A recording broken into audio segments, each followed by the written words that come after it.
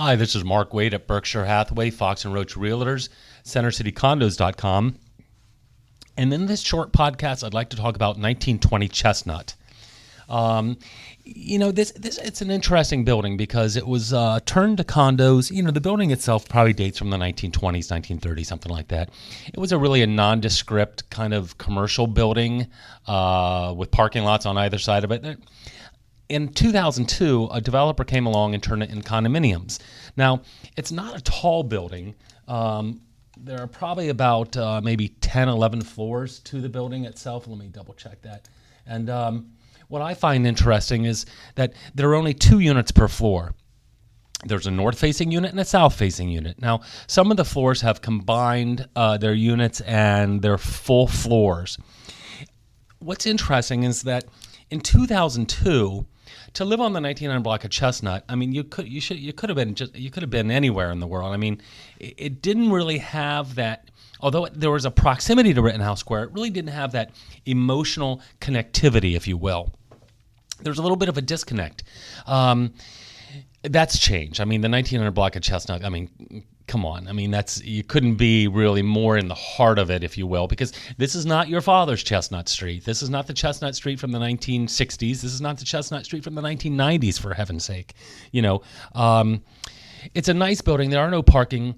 There's no parking. There's no gym. There's no pool. There's no, doorman. It's more of a boutique building where condo fees are going to be very reasonable because you don't have those things that jack your condo fees up: the pool, the gym, the doorman, the parking, all that kind of stuff. So every unit, if I'm not mistaken, has its own heat and central air and hot water tank.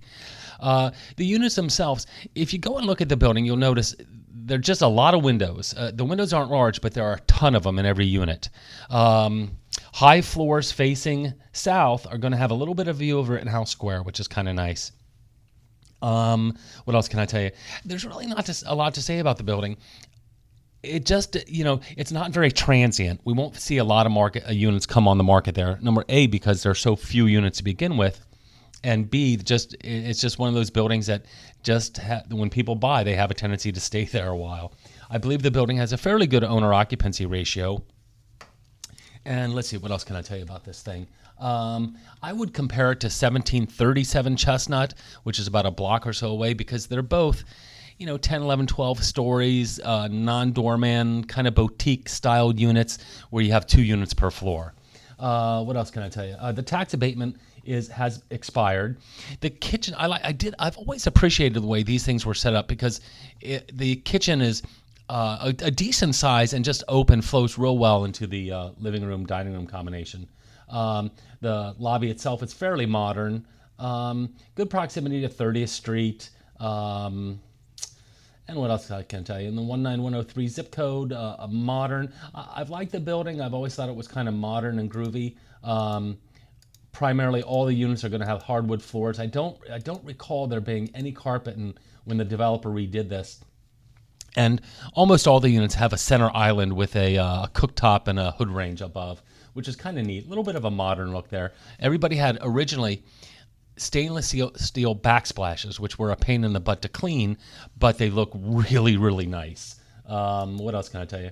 That's about it. There's not a whole lot to say about 1920 Chestnut because, again, not all the units come on the market there. There are not a lot of units to begin with. And so really, when I mention 1920 Chestnut to a lot of my clients, they have no clue what I'm talking about. They don't know that the building exists, and they could have just walked right past it and never noticed it. Anyway, 1920 Chestnut. I like the building. I think if the values there, with the proximity to Rittenhouse Square, yet but not being on the square, I think the values are really good. I think it's a worthwhile investment in terms of value retention and livability over the long run. So anyway, this is Mark Wade, not telling you a whole lot about 1920 Chestnut because there's not a whole lot to tell. Anyway, questions, comments, or concerns, pick up the phone, push the buttons on the front, 215-521-1523. Thank you.